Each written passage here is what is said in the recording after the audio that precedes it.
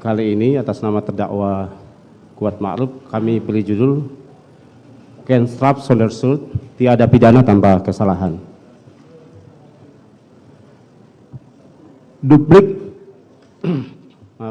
Duplik atas replik penuntut umum tanggal 31 Januari 2023 di Pengadilan Negeri Jakarta Selatan.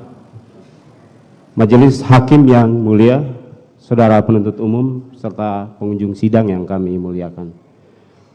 Puji syukur kehadirat Allah Subhanahu wa taala yang telah memberikan berkah dan rahmat yang tak terhingga dan tiada putus-putusnya kepada kita semua.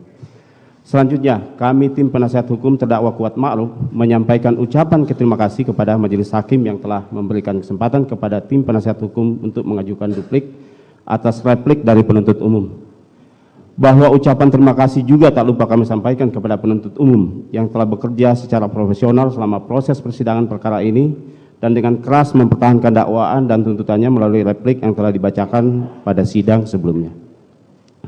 Bahwa walaupun dalam beberapa hal terdapat perbedaan pendapat dan penilaian terkait dengan fakta persidangan, hal ini adalah sesuatu yang wajar mengingat posisi kami selaku penasihat hukum dan posisi penuntut umum. Namun hal ini dalam rangka mencari kebenaran material dengan tetap memperhatikan koridor yang diatur dalam Kitab Undang-Undang Hukum Acara Pidana.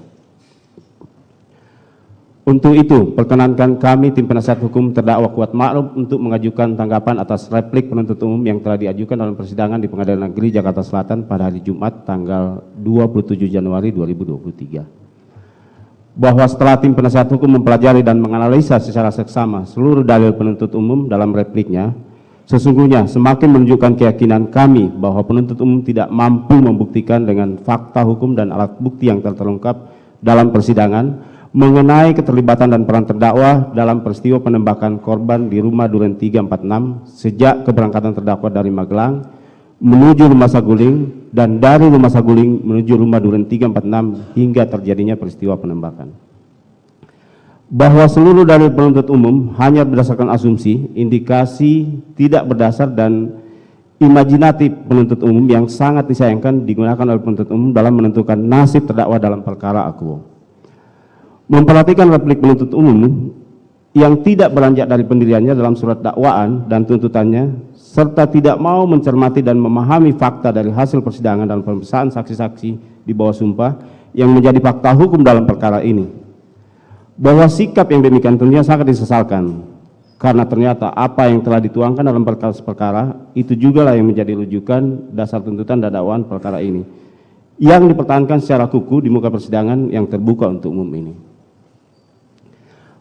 Bahwa tentu terdapat suasana yang berbeda di antara pemeriksaan di muka atau tepatnya di ruang penyidik dengan pemeriksaan di muka persidangan pengadilan, karena pemeriksaan di muka persidangan pengadilan ini sifatnya terbuka untuk umum dan diliput secara luas oleh media massa dan siapapun dapat mengikutinya.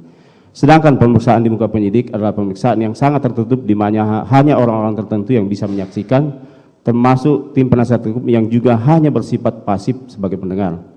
Keterangan yang diberikan di muka penyidik umumnya lebih bersifat tekanan mental dan menggiring saksi dan tersangka ke suatu arah yang dikehendaki oleh penyidik. Sementara keterangan di muka persidangan pengadilan lebih komprehensif dan bebas dari perasaan tertekan sehingga lebih objektif dan dengan mudah ditelaah mana kesaksian yang kredibel dan mana yang tidak, termasuk apakah saksi dan alat bukti itu cukup menurut KUHP yang mensyaratkan adanya minimal 2 alat bukti dan atau keterangan saksi yang bersesuaian dan saling mendukung.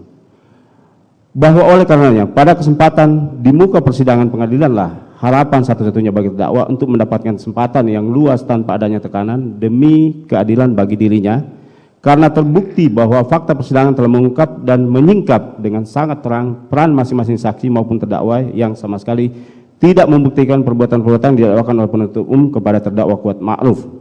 Lalu, yang menjadi pertanyaan bagi kita semua, fakta hukum dari mana yang diyakini oleh penuntut umum yang dianggap benar dan meyakinkan bahwa perbuatan terdakwa Kuat Ma'ruf terbukti? Wallahu a'lam bishawab. Dilanjutkan.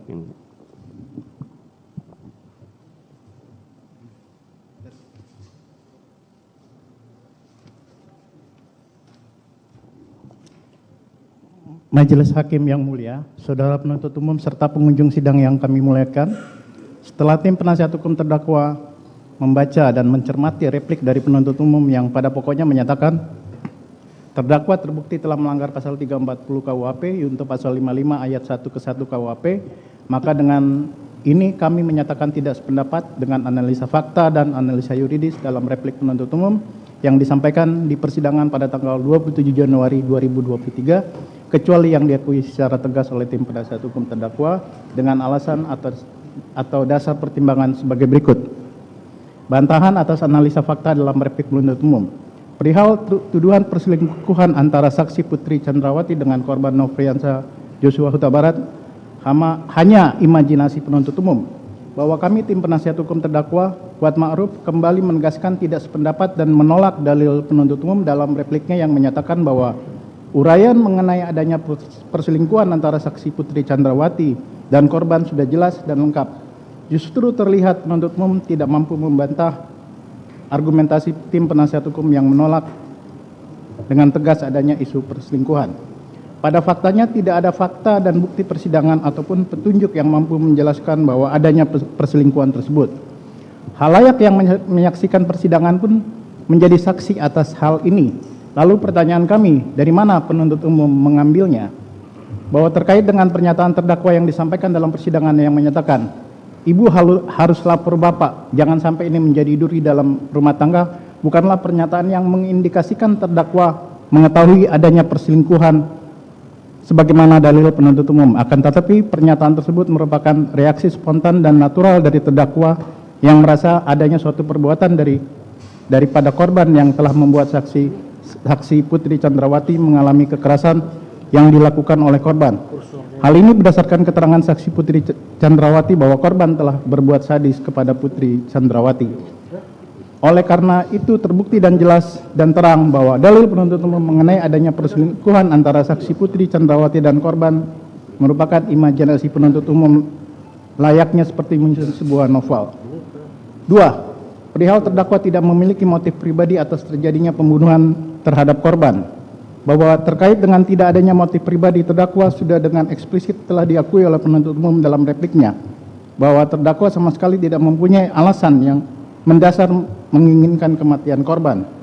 Hal ini diperkuat dengan keterangan saksi Daden Miftahul Haq di bawah sumpah di muka persidangan pada tanggal 9 November 2022 yang menyatakan bahwa sebelum berangkat ke rumah Duren 3 nomor 46, semua ADC dan ART termasuk korban terdakwa berkumpul di jalan dan berbincang-bincang, tertawa-tawa serta tidak ada pembicaraan yang serius, juga tidak ada pembahasan mengenai kejadian di Magelang.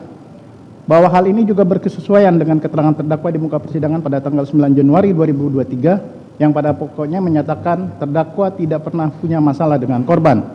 Bahwa selanjutnya kami perlu menanggapi dalil penuntut umum dalam repliknya pada halaman 4 yang menyatakan bahwa terdakwa memiliki karakter yang loyal, tingkat kepatuhan yang tinggi, serta tidak mampu menjadi pengkhianat, sehingga terdakwa ikut serta dengan pelaku lain mengakibatkan terampasnya nyawa orang lain.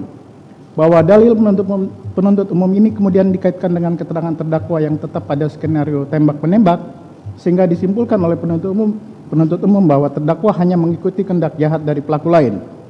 Bahwa dalil ini jelas kabur dan tidak mendasar, karena secara nyata sudah terungkap di dalam persidangan terdakwa sama sekali tidak mengetahui rencana penembakan terhadap korban di rumah Duren 3 nomor 46 dan keterangan terdakwa mengenai skenario tembak-menembak baru diketahui terdakwa pada saat pemeriksaan di Biro Propos Mabes Polri, bukan karena niat terdakwa untuk bekerja sama dengan pelaku lain sebagai bagian dari perencanaan pembunuhan. Kepatuhan dan sikap loyal terdakwa adalah hal yang normal dan wajar karena terdakwa bekerja namun tidak dapat langsung diartikan dan disimpulkan terdakwa terlibat dalam perencanaan pembunuhan. Dilanjutkan yang mulia.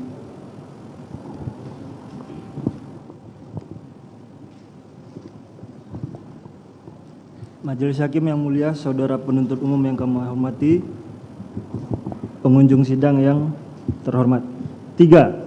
Terdakwa Kuat Ma'ruf tidak mengetahui adanya pengamanan senjata milik korban Nofriansah Joshua Huta Barat yang dilakukan oleh saksi Riki Rizal Wibowo. Bahwa terkait dengan tidak didalilkan oleh penuntut umum perihal pengamanan senjata yang dilakukan saksi Riki Rizal Wibowo yang tidak diketahui oleh terdakwa, perlu kami tegaskan, Hal ini untuk memberikan gambaran dan atau bantahan dakwaan penuntut umum yang menegaskan bahwa terdakwa mengetahui akan adanya peristiwa yang akan terjadi di rumah Duren 3 nomor 46. Karena terbukti di persidangan, terdakwa sama sekali tidak mengetahui sejak awal akan adanya peristiwa yang akan terjadi di rumah Duren 3 nomor 46. Hal tersebut berkesesuaian dengan keterangan saksi Richard Eliezer Pudiang Lumiu dalam persidangan di bawah sumpah tanggal 30 November 2022 yang menyatakan bahwa saat piket, selain senjata tersebut ada senjata laras panjang dan Sayer MCS yang menempel di mobil saksi Ferdi Sambo, sedangkan senjata laras panjang Steyr menempel di mobil saksi Putri Chandrawati. Saksi tidak mengetahui apabila ada peraturan jika di mobil pejabat harus ada senjata laras panjang, namun sepengetahuan saksi memang seperti itu. Hal tersebut juga bersesuaian dengan keterangan saksi Azan Romer dalam persidangan di bawah sumpah pada tanggal 9 November 2022 yang menyatakan bahwa selain senjata yang standby di tubuh masing-masing ajudan, ajudan tidak memegang senjata laras pendek lainnya kecuali senjata laras panjang yang disediakan di mobil, bahwa penggunaan senjata laras panjang menjadi tanggung jawab ajudan yang sedang bertugas atau piket. Dan siapapun yang naik piket, ajudan dan ADC akan menempatkan senjata Steyr AUG di bawah kursi di samping pengemudi. Oleh karenanya, keliru jika penuntut umum menyebut bahwa Steyr AUG adalah milik korban. Sebagai seorang sipil, supir yang merangkap sebagai asisten rumah tangga, terdakwa tidak mengetahui prosedur ini dan tidak tahu menahu mengenai penempatan senjata dan lainnya.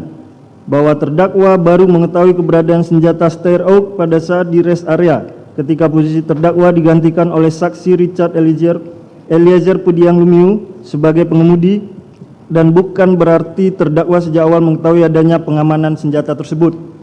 4. Terdakwa Kuat Ma'ruf tidak pernah berkomunikasi dengan saksi Ferdi Sambo selama berada di Magelang dan dalam perjalanan dari Magelang menuju Jakarta hingga ke rumah Saguling. Bahwa dalil penuntut umum yang menghubungkan komunikasi antara saksi Ferdi Sambo dan saksi Putri Chandrawati pada dini hari tanggal 8 Juli 2022 dengan turut sertanya terdakwa berangkat dari Magelang ke Jakarta, kemudian dianggap sebagai bagian dari perencanaan, sangatlah sumir karena dalil tersebut tidak didukung oleh fakta-fakta atau bukti-bukti dalam persidangan, sehingga dalil tersebut hanyalah merupakan asumsi-asumsi dan imajinasi dari penuntut umum. Oleh karena itu haruslah ditolak. Menjadi fakta persidangan, saksi Ferdi Sambo menerangkan dalam persidangan pada tanggal 7 Desember 2022 sebagai berikut, bahwa saat perjalanan di Magelang, saksi tidak pernah memerintahkan terdakwa Kuat Ma'ruf untuk ikut datang ke Jakarta. Bahwa selama perjalanan dari Magelang ke Jakarta, saksi tidak pernah berkomunikasi dengan terdakwa Kuat Ma'ruf. Hal ini bersesuaian dengan keterangan yang disampaikan oleh saksi Richard Eliezer Pudiang Lumiu di bawah sumpah di muka persidangan pada tanggal 30 November yang menyatakan bahwa saksi mengatakan suasana dalam perjalanan dari Magelang ke rumah Saguling sangat kaku dan diam, tidak ada pembicaraan. 5. Terdakwa Kuat Ma'ruf tidak pernah bertemu saksi Ferdi Sambo di lantai 3 rumah Saguling guna mempersiapkan merampas nyawa korban Nofriansah Yosua Huta Barat. Penuntut umum mengasumsikan bahwa terdakwa bertemu dengan saksi Ferdi Sambo di lantai 3 rumah Saguling.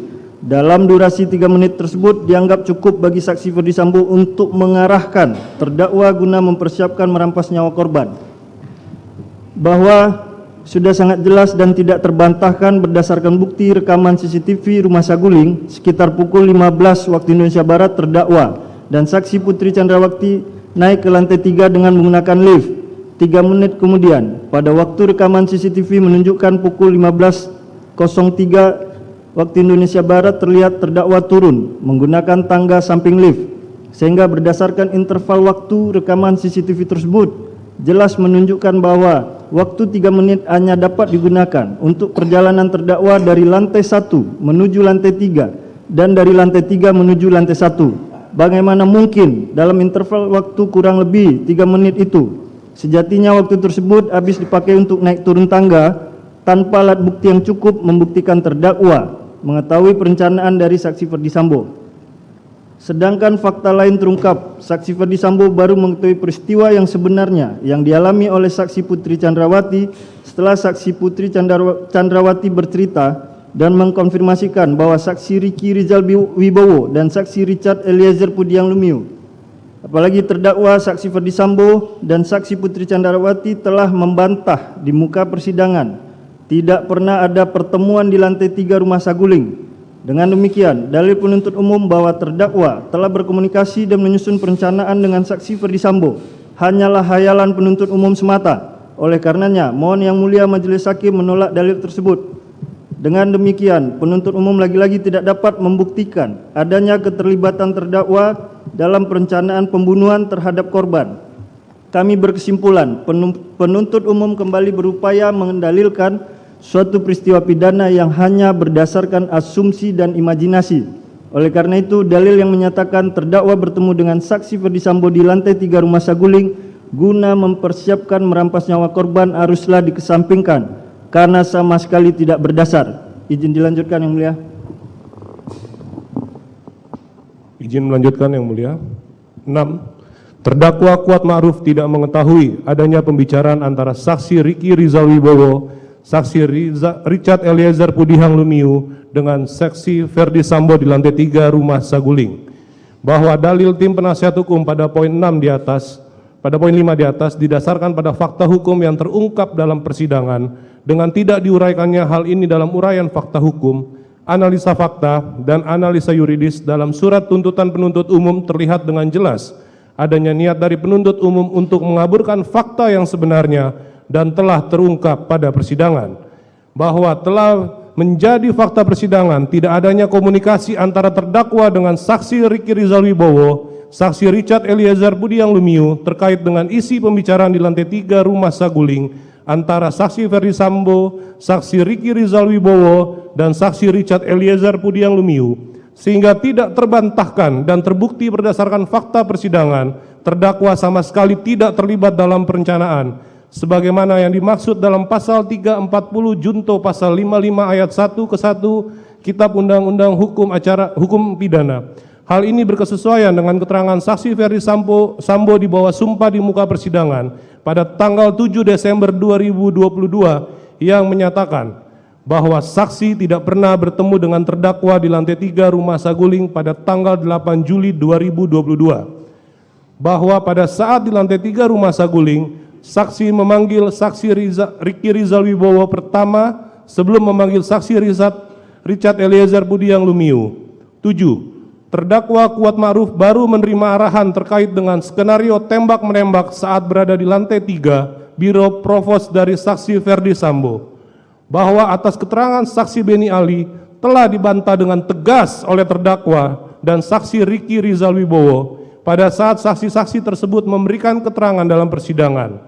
Bahwa di dalam persidangan terdakwa dan saksi Riki Rizal Wibowo telah menanggapi keterangan saksi tersebut bahwa yang sebenarnya terjadi adalah pada tanggal 22 Juli 2022 saat terdakwa dan saksi Riki Rizal Wibowo berangkat ke Polda Metro Jaya untuk melaksanakan prarekonstruksi. Saksi Beni Ali mengingatkan kepada terdakwa dan saksi Riki Rizal Wibowo jika ada yang bertanya diminta untuk menjelaskan bahwa saksi Beni Ali telah mendapatkan keterangan dari terdakwa dan saksi Riki Rizal Wibowo pada saat di TKP Rumah Duren 3 nomor 46 pada tanggal 8 Juli 2022 dengan alasan karena sudah melapor ke Pak Kapolri. Bahwa telah terungkap di persidangan sesuai dengan keterangan saksi Riki Rizal Wibowo, saksi Ferdi Sambo, dan terdakwa secara tegas menjelaskan terkait dengan skenario tembak-menembak baru diketahui terdakwa saat mendapatkan arahan dari saksi Ferdi Sambo di Biro Provos Mabes Polri bersama dengan saksi Riki Rizal Wibowo dan saksi Richard Eliezer Pudihang Lumiu, sehingga keterangan saksi-saksi yang menjelaskan tentang adanya interogasi awal yang dilakukan oleh saksi Beni Ali kepada terdakwa adalah tidak benar. 8. Terdakwa Kuat Ma'ruf berangkat dari Magelang ke rumah saguling dan berangkat dari rumah saguling ke rumah Duren 3 nomor 46 atas permintaan dari saksi Riki Rizal Wibowo. Bahwa kembali kami tegaskan dalil penuntut umum yang menghubungkan komunikasi antara saksi Ferdi Sambo dan saksi Putri Candrawati pada dini hari tanggal 8 Juli 2022 dengan turut sertanya terdakwa berangkat dari Magelang ke Jakarta kemudian dianggap sebagai bagian dari perencanaan sangatlah sumir karena dalil tersebut tidak didukung oleh fakta-fakta atau bukti-bukti dalam persidangan sehingga dalil tersebut hanyalah merupakan asumsi-asumsi dan imajinasi dari penuntut umum. Oleh karena itu haruslah ditolak. Lebih parah lagi, penuntut umum kemudian mendalilkan ketika saksi Putri Chandrawati mengajak terdakwa berangkat dari rumah Magelang ke rumah Saguling dan terdakwa melaksanakan permintaan tersebut, disimpulkan terdakwa mengetahui akan adanya peristiwa perampasan nyawa korban di rumah Duren 3 nomor 46. Jelas dalil ini kabur dan tanpa dasar karena terdakwa hanya membawa mobil sesuai dengan kemampuan dia. Sungguh menggelikan dalil penuntut umum yang mempertanyakan posisi duduk terdakwa di dalam mobil ketika berangkat dari rumah Magelang menuju rumah Saguling dianggap telah mengetahui akan berangkat ke Jakarta sebelum diperintahkan saksi Ricky Rizal Wibowo. Hal tersebut di atas telah terbukti di persidangan dan telah diakui oleh penuntut umum bahwa keikutsertaan terdakwa ke Jakarta berdasarkan ajakan dari saksi Ricky Rizal Wibowo. Begitupun keberangkatan dari Saguling ke rumah Duren 3 nomor 46 juga atas ajakan saksi Ricky Rizal Wibowo. Sehingga dalil penuntut umum yang menyatakan bahwa ikutnya terdakwa dari Magelang ke rumah Saguling adalah kehendak dari saksi Putri Chandrawati dan ikutnya ke rumah Duren 3 nomor 46 merupakan hasil konsensus oleh saksi Putri Chandrawati adalah tidak benar karena tidak didukung oleh bukti-bukti dan fakta persidangan. Oleh karena itu, dalil tersebut haruslah ditolak. Bahwa hal ini berkesesuaian dengan keterangan saksi Ricky Rizal Wibowo, yaitu bahwa saksi waktu hendak ke Jakarta menyampaikan kepada terdakwa Kuat Ma'ruf, "Om, mandi om," diajak ibu untuk mengantar ke Jakarta karena ibu sedang tidak sehat. Bahwa informasi isolasi tersebut saksi mengatakan kepada terdakwa Kuat Ma'ruf, Om, ikut nganter ibu isolasi." 9.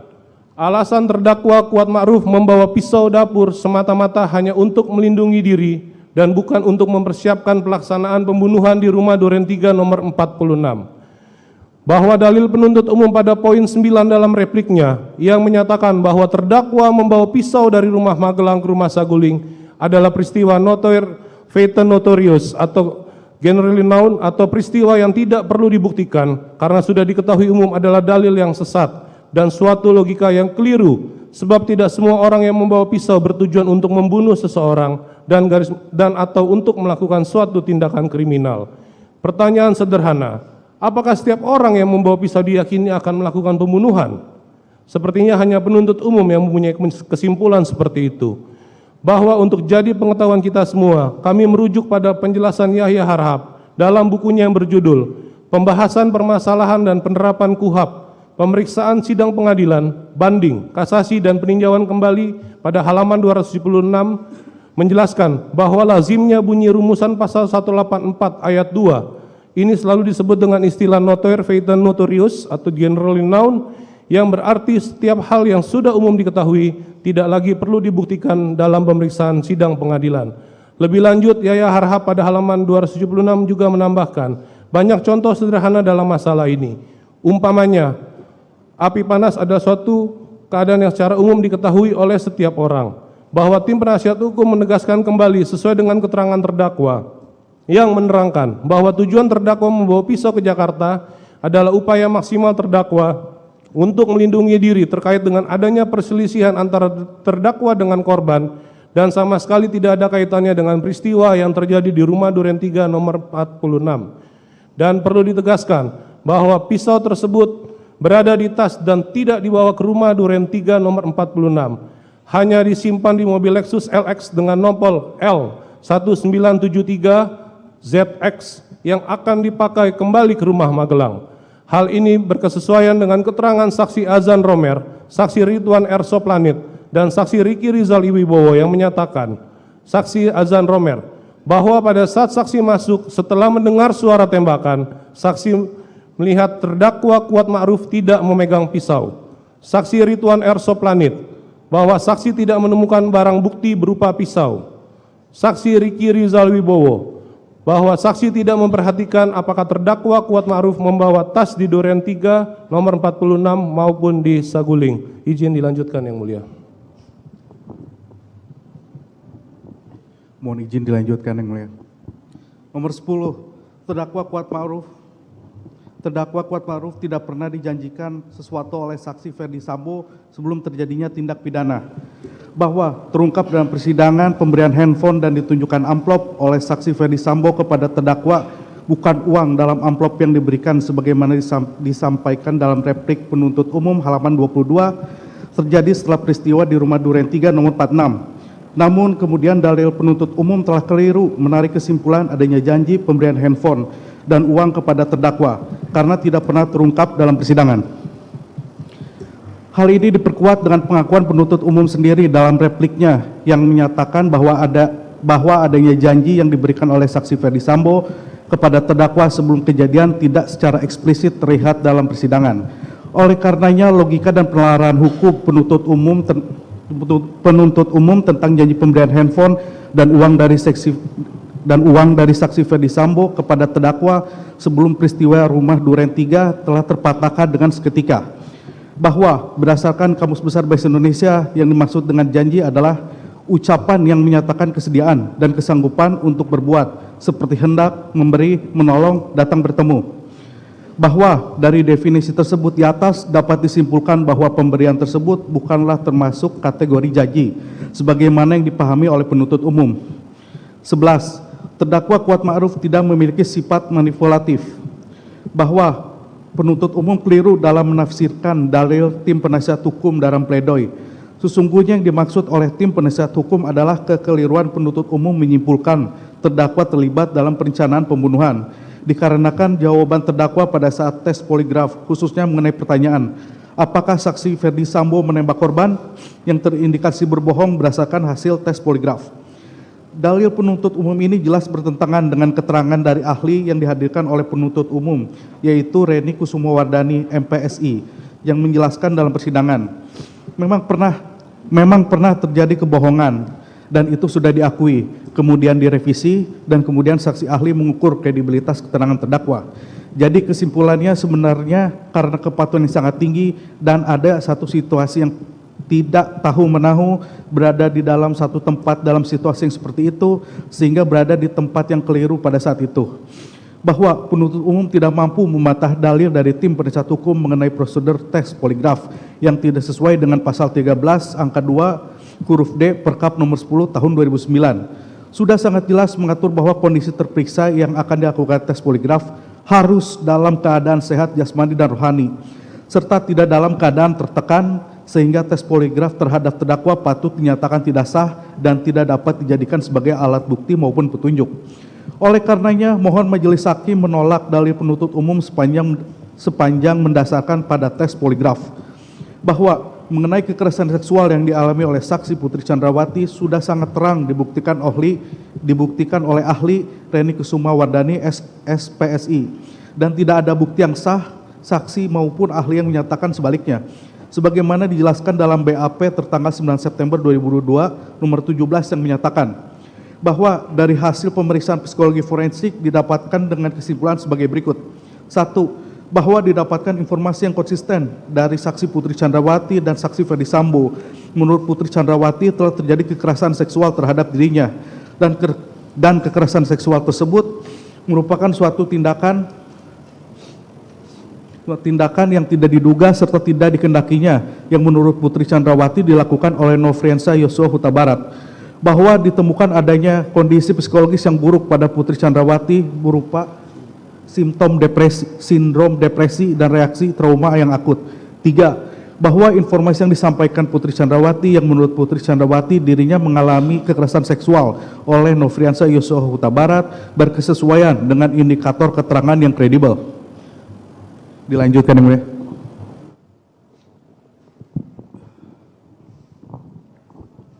Lanjut, Yang Mulia. Bantahan atas analisa yuridis dalam replik penuntut umum, bahwa terkait dengan analisa yuridis yang disampaikan oleh penuntut umum di dalam repliknya, maka tim penasihat hukum selanjutnya akan memberikan tanggapan sebagai berikut. 1. Unsur dengan sengaja dan dengan rencana terlebih dahulu merampas nyawa orang lain. Bahwa uraian bantahan penuntut umum dalam repliknya pada halaman 25 tentang analisa yuridis tidak terkait dengan diri terdakwa, melainkan terkait dengan saksi Ferdi Sambo dan saksi Richard Eliezer. Hal ini menunjukkan bahwa penuntut umum gagal membuktikan unsur dengan sengaja dalam pasal 340 KUHP dan berupaya untuk mengalihkan dengan cara mencoba mengaitkan unsur dengan sengaja dengan peristiwa penembakan yang dilakukan oleh saksi Richard Eliezer di rumah Duren 3 nomor 46. 2. Bahwa dalam pledoi tim penasihat hukum sama sekali tidak pernah membahas kaitan antara unsur dengan sengaja dengan dialog antara saksi Ferdi Sambo dengan saksi Richard Eliezer sesaat sebelum penembakan terkait dengan kalimat hajar cat. Oleh karena itu, dalil tersebut tidak perlu kami tanggapi. 3. Bahwa jelas dan tegas, uraian unsur dengan sengaja pada pledoi tim penasihat hukum pada halaman 34 adalah dengan sengaja adalah menghendaki dan mengetahui menginsafi terjadinya suatu tindak pidana berikut akibatnya. Bahwa unsur pertama yang harus dibuktikan adalah unsur dengan sengaja. Fakta yang terungkap sepanjang pemeriksaan perkara aku, ternyata tidak ditemukan adanya niat sebagai kehendak terdakwa bersama dengan terdakwa lainnya atas kematian korban atau adanya perencanaan eksekusi penembakan di rumah Duren 3 nomor 46 terlebih lagi dengan menggunakan sarana senjata api. Sebagai kehendak harus pula bersesuaian dengan penyebab kematian, sebab niat sebagai kehendak diwujudkan sebagai tindakan nyata. Bahwa dalam surat tuntutan dan replik penuntut umum juga sama sekali tidak dapat membuktikan, bahkan terkesan hanya menduga-duga kapan dan di mana perencanaan pembunuhan terhadap korban dilakukan dan dengan pelaku lainnya hingga peristiwa saksi Richard Eliezer melakukan penembakan terhadap korban yang menyebabkan hilangnya nyawa korban. Bahwa secara tegas dan jelas diakui di persidangan oleh saksi Richard Eliezer bahwa dirinya lah yang menembak korban menggunakan senjata api laras pendek merek Glock 17 nomor seri MPY 851. Fakta tersebut bersesuaian dengan kesimpulan hasil visum serta keterangan ahli yang telah disampaikan di depan persidangan pada tanggal 19 Desember 2022. Bersesuaian pula dengan ahli balistik yang dihadirkan oleh penuntut umum yang berpendapat sebagai berikut. 1. Hasil autopsi, ahli hanya dapat mengenali jejak dari laras senjata api jenis Glock 17. 2. Setiap anak peluru identik dengan laras senjata dan setiap senjata memiliki identifikasi berbeda-beda. 3. Ditemukan anak peluru yang bersarang di tubuh korban berasal dari Glock 17 nomor seri MPY 851. Bahwa berdasarkan fakta-fakta persidangan tersebut yang bersesuaian dengan alat bukti lain, maka menjadi terang bahwa unsur dengan sengaja yang direncanakan terlebih dahulu tidak terpenuhi. Bahwa selanjutnya terkait dengan dalil penuntut umum yang mengkonstruksikan posisi terdakwa sebagai pelaku turut serta dengan rencana terlebih dahulu merampas nyawa korban hanya merupakan kesimpulan tanpa dasar dan kabur. Tim penasihat hukum akan menyampaikan pemahaman terkait dengan meeting of mind yang merupakan poin penting terkait dengan unsur turut serta sebagaimana diatur dalam pasal 55 ayat 1 ke 1 KUHP.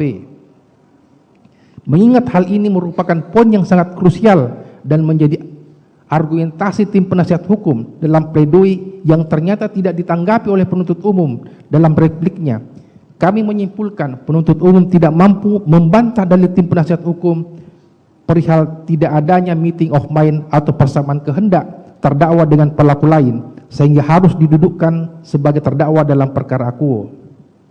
Bahwa terkait meeting of mind dijelaskan oleh Prof. Mulyatno yang menerangkan bahwa mereka yang melakukan perbuatan pidana, mereka yang disuruh melakukan perbuatan pidana, dalam hal sedikit-dikitnya ada 2 orang yang menyuruh dan yang disuruh. Jadi bukan orang itu sendiri yang melakukan tindak pidana, tetapi ia menyuruh orang lain untuk melakukan. Meskipun demikian, ia dipandang dan dipidana sebagai orang yang melakukan sendiri.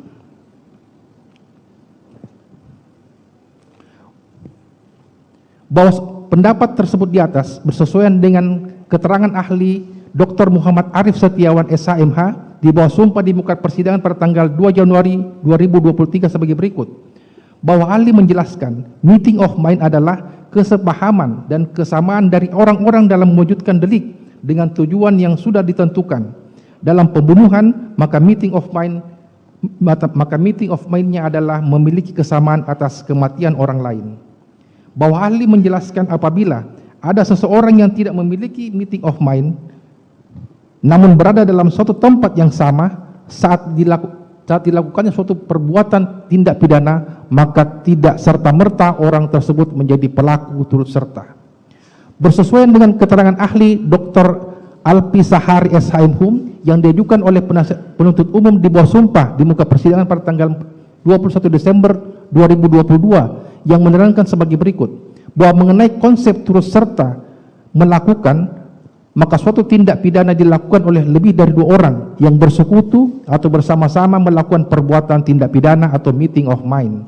Bahwa suatu kesepakatan dilihat dari mengerti atau setidaknya suatu perilaku turut serta terhadap perbuatan yang dilakukannya. Di dalam konsep turut serta melakukan terdapat istilah dader material atau pelaku pelaksana, yang mana mempunyai arti bahwa terdapat perbuatan tindak pidana yang secara langsung dilakukan kepada korban oleh salah satu pelaku. Bahwa di dalam setiap diri pelaku turut serta, masing-masing dari pelaku turut serta tersebut harus menghendaki dan mengetahui bahwa perbuatan yang dilakukannya merupakan suatu perbuatan yang dilarang atau merupakan suatu tindak pidana. Dilanjutkan yang mulia.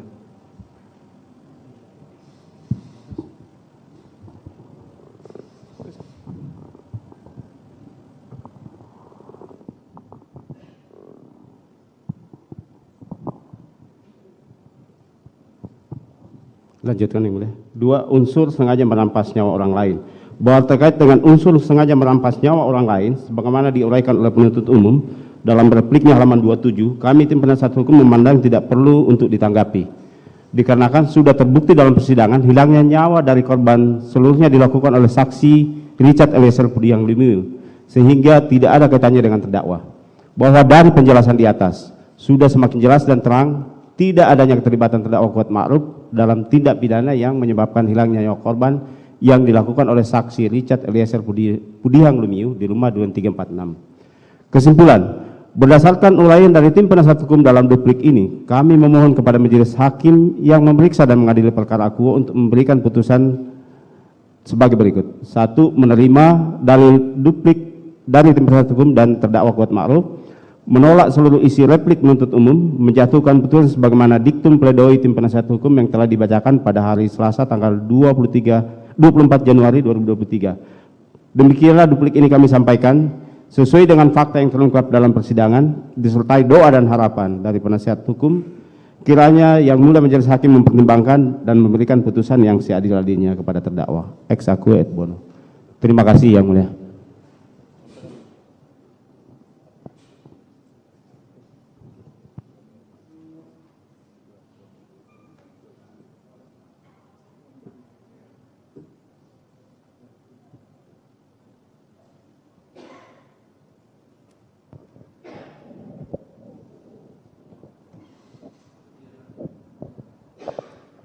Baik,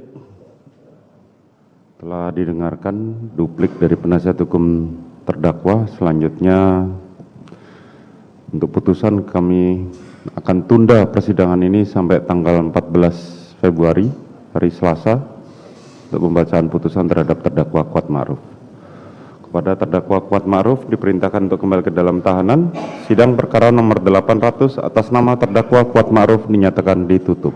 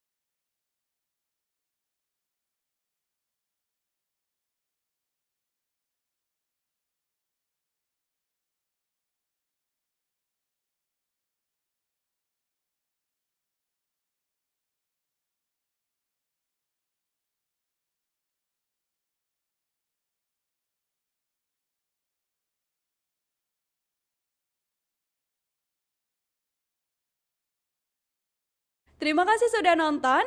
Jangan lupa like, subscribe, dan share ya.